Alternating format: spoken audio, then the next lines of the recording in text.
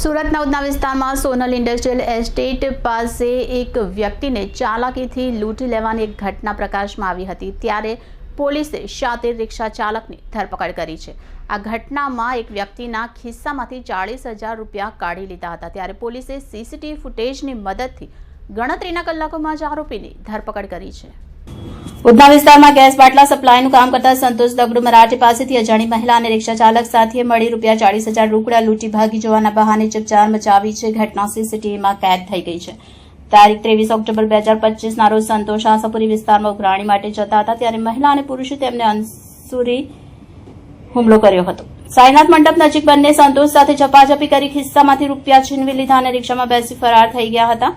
ફરિયાદ બાદ ઉધના પોલીસે ટેકનિકલ સર્વેલન્સના આધારે રિક્ષા ચાલક હુસૈન ફિકન શેખને ઝડપી લીધો છે, જ્યારે મહિલા સહ આરોપી હજુ ફરાર છે। પોલીસે તપાસ શરૂ કરી છે કે ઘટના પાછળ કોઈ ગેંગ સંડોવાયેલી છે કે નહીં।